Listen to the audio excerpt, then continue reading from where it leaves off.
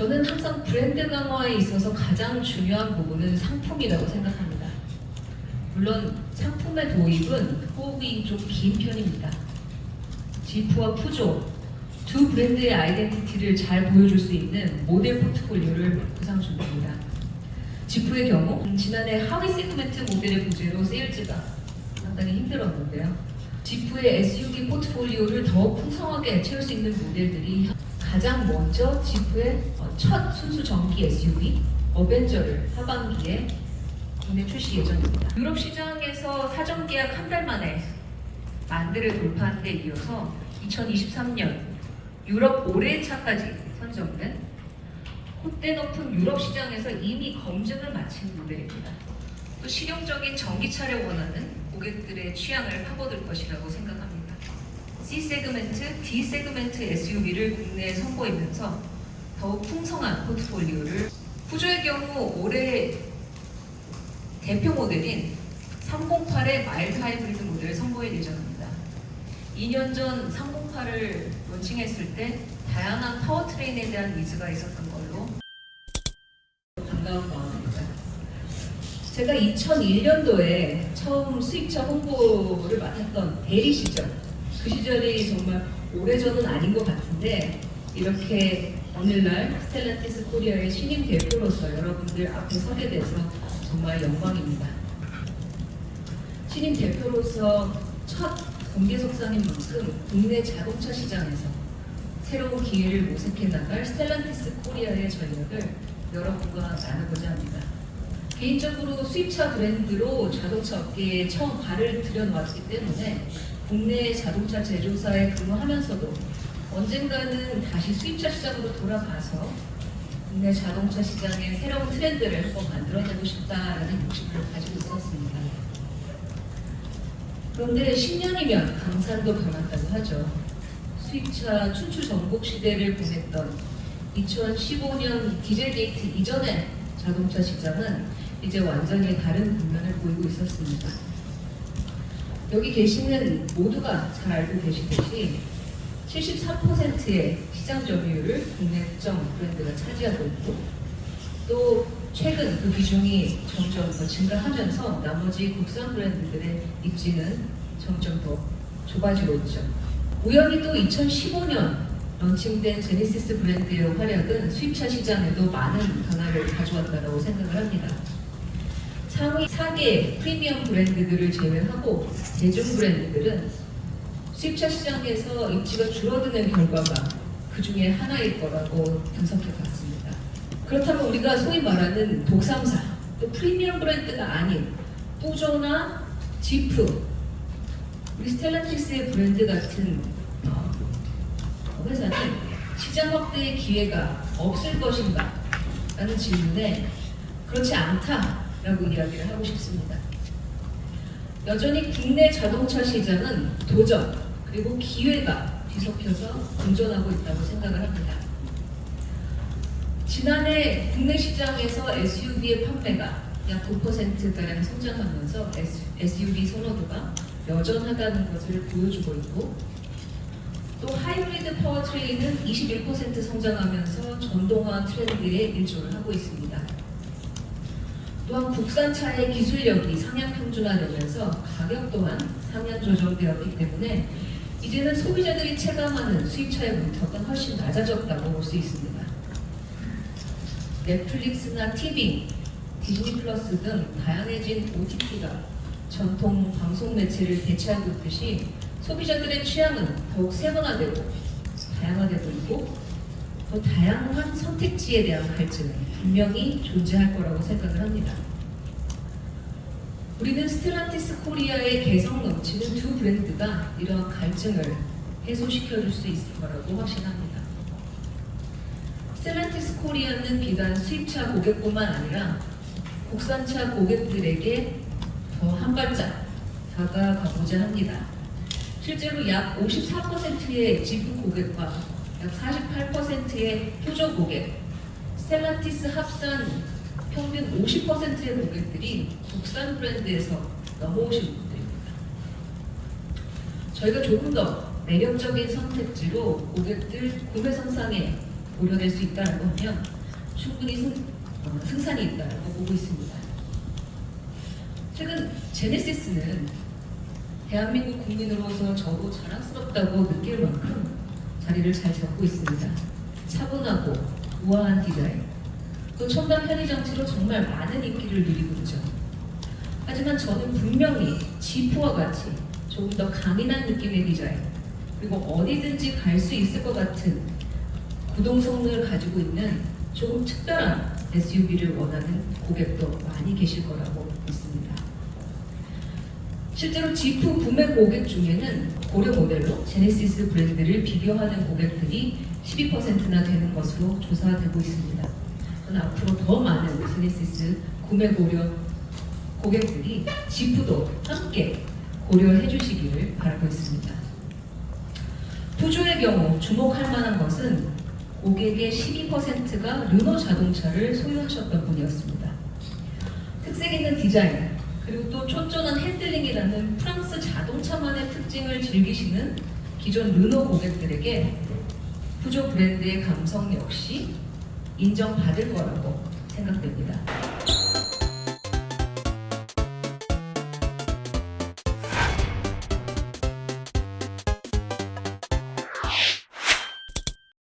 사실 브랜드에 대한 투자는 그냥 단기적으로 끝나는 게 아니라 굉장히 오랜 시간 정성을 가지고 투자를 해야 되기 때문에 좀 많이 아쉬운 부분이 있는데 그럼에도 불구하고 철수했죠. 철수해서 이 브랜드를 가지고 계신 고객분들은 여전히 저희 그 서비스 센터에서 서비스가 가능하시고 마찬가지로 부품 역시 그에 맞게 준비가 되어 있습니다. 제가 국산 브랜드에 몸담고 있다, 국산 브랜드의 대표다라고 하면 그 지적하신 부분이 맞는 지적이라고 볼 수 있습니다. 근데 지금 스텔란티스 코리아 또 지프 푸조 브랜드는 굉장히 적은 포션을 가지고 시장 점유율을 가지고 움직이고 있어요. 제가 스타 모델을 만든다고 하는 거는 그랜저만큼 팔리겠다 그게 아니라 갑자기 408이 좀 보이는데 수입차를 고려하는 그 고객분들 안에서 저거 좀 눈에 띄는데? 라고 할 정도의 움직임을 말씀을 드리는 겁니다. 그 일례로 아까 308 말씀하셨는데 해치백, 국내는 해치백의 무덤이다 이런 얘기 많이 했죠. 그리고 일부 브랜드들은 해치백을 출시를 했다가 또 단종을 시키는 경우도 종종 있었고요. 근데 제가 그 골프를 4세대부터 시작을 해서 7세대까지 론칭을 했습니다. 그 해치백 시장에서 가장 잘 팔리는 모델로 만들어 놨었던 경험이 있기 때문에 308이 해치백이고, 그리고 지금 현재는 메인스트림이 아니다라고 하더라도 관심과 선택을 받을 수 있는 포지션으로 끌어낼 수 있는 자신감이 있습니다.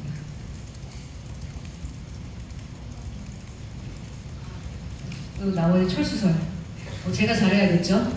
그리고 여러분들께서 많이 도와주신다면 철수는 안 할 것 같습니다.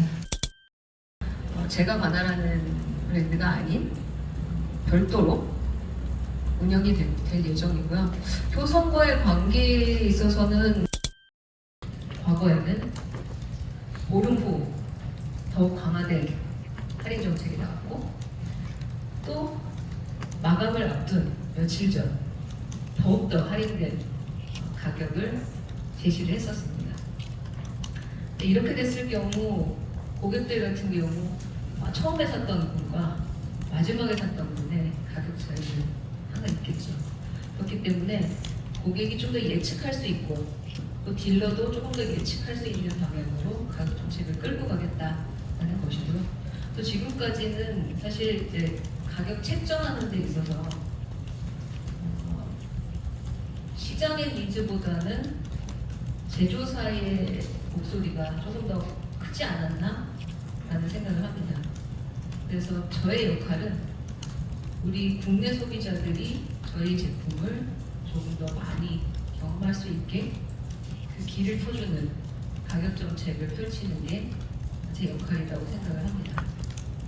물론 지금까지 책정된 가격을 갑자기 내리겠다라는 것도 제가 얘기했던 안정적인 가격 정책과는 좀 다른 이야기입니다. 지금까지 세팅된 거는 그대로 가되 앞으로 출시할 모델들에 대해서는 조금 더 경쟁력 있는 가격을 가지고 오는 게 제 목표입니다. 그 스토리텔링 관련해가지고는 사실 그 지프 브랜드와 푸조 브랜드가 굉장히 풍성한 브랜드이기 때문에 두 브랜드가 다양한 방법으로 이야기를 해나갈 수 있을 것 같아요. 지프 같은 경우는 워낙 아이코닉하고 또 매니아적 성향이 있기는 하지만 그뿐만 아니라 그 핵심은 유지하지만 저변을 확대할 수 있는 커뮤니케이션을 준비하려고 하고 있고요. 예를 들면 미국에서 지프 4x 플러그인 하이브리드 모델 같은 경우는 기존 지프 고객이 아닌 지프를 처음 만나는 고객들에게 굉장히 많이 판매가 되었다고 얘기를 들었습니다.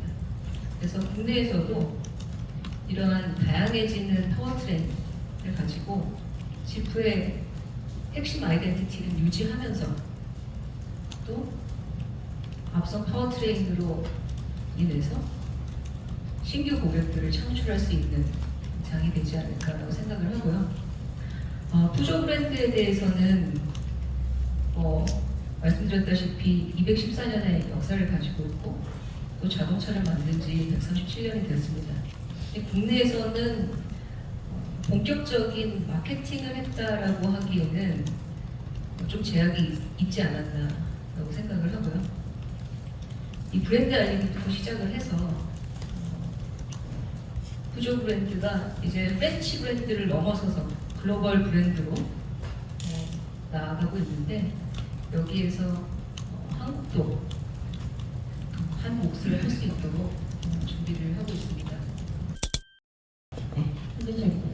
한 가지 질문일 수도 있고 또 복합적인 질문일 수도 있는데 대표님은 이제 국산, 수입 두 카테고리를 계속 가고 여성 리더 중에 흔치 않은 그 케이스인 걸 알고 있는데 그 중에서도 푸조는 그런 컨셉에서 또 프랑스 계열이잖아요.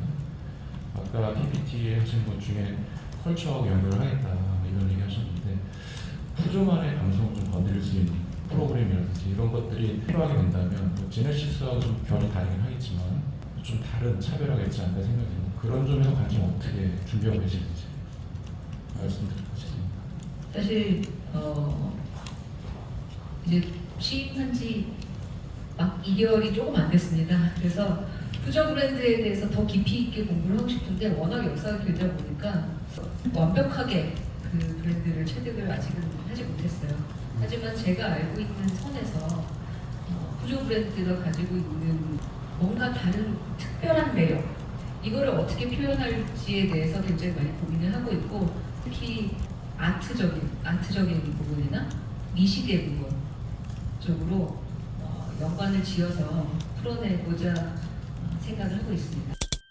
사실 제 내부적으로 판매량에 대한 목표는 작년과 비슷한 수준을 유지하겠다라고 잡고 있습니다. 왜냐하면 물론 이제 전기차 어벤져가 출시가 되고 또 푸조 308 마일드 하이브리드가 출시가 되지만 모두 이제 하반기에 출시가 될 예정이고 또 하반기에 출시가 된다는 거는 전기차 같은 경우 보조금의 이슈가 어느 정도 있을 수 있기 때문에 물량을 많이 잡거나 하지는 않았어요. 가장 중요한 거는 제가 여기 와서 봤을 때는 지금 상황에서 목표를 우리가 작년과 비슷하게 가져간다라고 했을 때는 딜러와의 협업이 가장 중요하지 않을까라고 생각을 합니다. 그래서 어제도 저희 이제 푸조 딜러 대표들하고 한 3시간가량 미팅을 하고 또 저녁 식사도 같이 하는 자리를 마련을 했는데 사실 푸조 딜러 대표님들 그리고 또 지프 딜러 대표님들이 굉장히 기대가 많이 있으세요. 뭔가 새로운 방향으로 움직여보지 않을까. 판매적인 부분에서는 그동안 사실 뭔가 디펜스를 해보자라고 하는 취지에서 이 부분에도 조금 투자하고 저 부분에도 조금 투자하고 굉장히 저변 확대 낮고 넓게 깔아놓지 않았나라고 생각을 합니다. 근데 저는 뭔가를 뚫고 나오기 위해서는 돌파구가 있어야 되고 그 돌파구를 끌어낼 수 있는 거는 각 브랜드별로 한 개의 모델, 한 개의 스타 모델을 키워내야 된다고 생각을 합니다. 그래서 내부적으로 그리고 딜러와 함께 지금 지프는 랭글러 모델을 그 스타 모델 키우기에 주인공으로 잡았고요. 푸조 같은 경우는 408을 그 스타 모델의 주인공으로 잡고 있습니다. 내부적으로 저희 전 직원이 지금 힘을 합쳐서 푸조팀, 지프팀으로 나뉘어서 각 모델의 판매 활성화를 위해서 여러 가지 아이디어도 내고 또 실제 액션을 하고 있습니다. 오늘 여러분들도 푸조팀, 지프팀 나눠서 투표하셨죠? 같은 맥락입니다. 네. 자, 그 다음에 대표이사라는 자리는 비즈니스 성과를 내야 되는 자리이고 비즈니스 성과를 낸다라는 것은 두 가지 방법이 있겠죠. 하나는 판매량 그리고 서비스 턴오버 이런 부분들을 확대하면서 매출을 올리는 부분이 있고 또 하나는 고정비를 줄이는 방법이 있을 텐데 지금 이제 뭐 해외 같은 경우는 고정비를 줄이면서 어떤 서비스 비즈니스 성과를 내보고자 하는 것이라고 생각을 합니다. 국내 같은 경우는 공식적으로 외부에 어나운스하진 않았지만 어쨌든간 희망퇴직을 한번 진행했던 걸로 제가 여러분들도 다 잘 알고 계시리라고 생각을 합니다. 저는 저의 욕심은 고정비를 줄여서 비즈니스 성과를 내고 싶은 생각은 없습니다. 결국 그 인력을 줄이겠다라는 계획은 없고요. 최대한 비즈니스 성과를 내기 위해서는 판매를 늘리겠다. 그래서 말씀드렸던 랭글러와 408을 가지고 비즈니스를 드라이브 하겠다라고 말씀을 드리고 싶습니다. 고객이 차를 구매 고려할 때 과거에는 한 3번은 전시장 왔다 갔다 했지만 지금은 디지털에서 다 하고 마지막에 살 때 혹은 가격을 내고하기 위해서 거의 마지막에 단계에 가기 때문에 그런 그 고객의 그 스텝들에 맞춰서 딜러사도 규모를 줄인다거나 아니면 애플스토어처럼 더 경험을 확대할 수 있는 곳으로 움직여야 되지 않을까라고 생각을 합니다. 가격에 대한 혼선 이런 것들도 있기 때문에 잠시 주춤할 것이고 그리고 앞으로는 그럼에도 불구하고 이제 워낙 강하게 글로벌이 전기차의 방향으로 전동화의 방향으로 가고 있기 때문에 궁극적으로는 그쪽으로 갈 거라고 생각을 합니다. 근데 뭐 항상 그렇죠. 메인스트림과 다른 뭔가를 원하는 좀 더 특별한 걸 원하는 뭐 예를 들면 아직도 뭐 팔기통을 원하는 그런 고객들은 여전히 남아있지 않을까라는 생각입니다. 뭐 저는 라떼라서 여전히 그 인터널 컨버션 엔진, 내연기관 엔진을 더 좋아합니다. 국내에 내한했을 때 했던 키 단어가 얼루어라는 단어였었잖아요. 도대체 얼루어를 어떻게 표현해야 되는가? 그 부분에 대해서 내부적으로 고민이 상당히 많습니다. 뭔지는 알겠는데 이거를 어떻게 표현하고 고객들이 이걸 어떻게 경험해야 되게 경험하게끔 하는가? 이게 지금 저희 가장 큰 숙제이기 때문에 그렇습니다. 근데 솔직하게 말씀드렸어요. 지프와 푸조에 많은 관심과 응원을 부탁드리겠습니다. 감사합니다.